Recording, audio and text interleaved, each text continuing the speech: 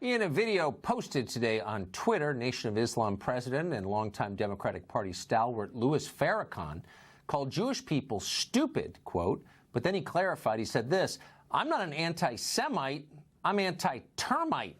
You see what he's saying?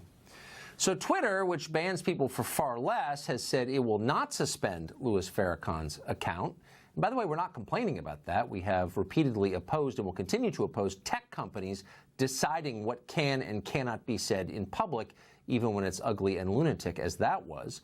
But we're going to have more on this. What are the standards those companies use to ban speech, and who exactly is getting banned? We're trying to find out. We're going to bring you the results of that tomorrow.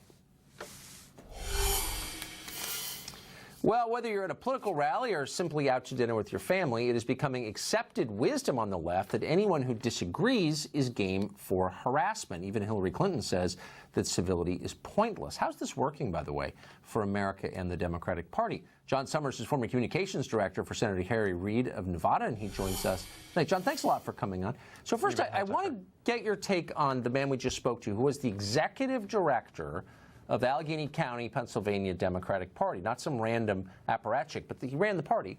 And he was kicked out because he said, and I'm quoting now, "I stand for the flag and I kneel for the cross." What does that tell you that you can't say that as a Democrat in 2018? It bothers me, frankly, that this is something that he posted a year ago and they hired him anyway. So, again, it's not lost on me how old that post is, and they still chose to hire him. So I think that's fine that they decided to hire him even after that post. Bothers me that they actually fired him a year later because of it. So I'm confused. What do you mean, despite what's wrong with that post? I stand for the flag and I kneel for the cross. I think most Americans feel that way. Why would that be a bad thing to write? Because we know that this is obviously something that goes against what Colin Kaepernick is standing for, or kneeling for, as the case may be, as we talk about the injustices done to African-American people. But I do think it's important to remember, as we talk about this incivility on the left, that the Allegheny County Party is one of 67 county parties in Pennsylvania. Well, sure, one of right. thousands of county parties across the country. Look, I'm not saying he's been nominated for example. It's one, but hold on, no, but we can even take that out of this conversation and get to what you are saying, which is that this is troubling because, and I'm quoting you now, it goes against what Colin Kaepernick is saying. Is Colin Kaepernick in charge of the Democratic Party? Isn't he like a football player or a Nike spokesman? Like, who cares? Yeah, that's not all what I said, Tucker. What I said is that it bothers me that they decided a year later it was problematic, and it's probably because they got a lot of heat. I mean, we know that the people who are involved in county parties, both on the Republican and the Democratic side, are the people who are involved in those are the most passionate activists. Right? No, you I can agree. find. No, so I get it. I get it. That's a lot of what happened here. But I'm just trying. But leaving aside even the Allegheny County Party, I just wonder, simple question, is it okay to say that? If I say, I stand for the flag and I kneel for the cross, I'm a sincere Christian and a patriotic American, can I be a Democrat in good standing, or am I a racist for saying that? That's the question. No, you should be a Democrat in good standing. It's a big tent that help that a lot of people are a part of, and you should be a part of it. I'm bothered by the fact that they bothered.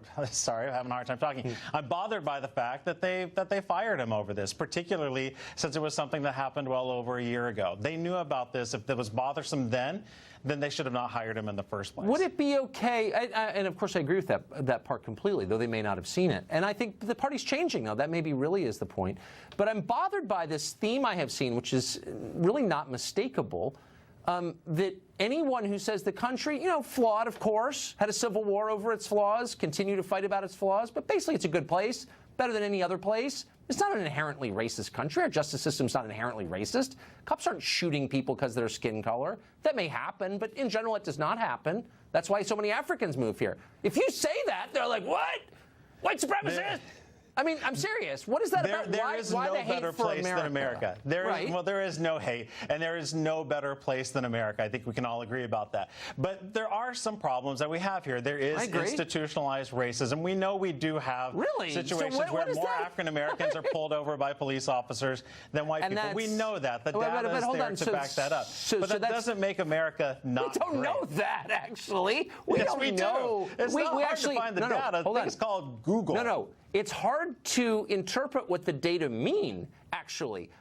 Numbers are not the same as reality. They are a measurement of a phenomenon, but they don't explain what the phenomenon is caused by. So actually, there's a debate about this. And to say institutional racism is not actually an explanation, it's a slur. So, but I guess, why is it that so many Democratic candidates, how can Beto O'Rourke, not his real name, Robert O'Rourke, stand up and say, our justice, cops kill people because of their skin color, when that's just not true? It doesn't happen on a large scale at all. We know that's not true. Why does nobody say anything about that? What about all the black cops out there?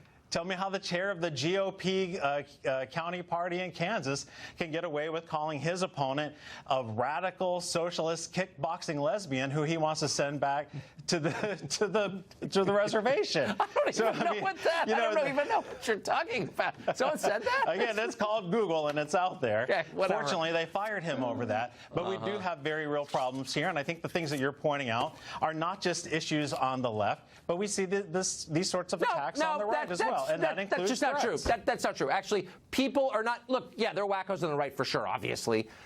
But there are not a lot of people losing their jobs at companies across America because they're too left-wing. That's just not happening right now, and you know it as well as I. Kickboxing, huh? I'm going to look that up. John, thank you. You bet. Great to see you. You too. Treasury Department employee has just been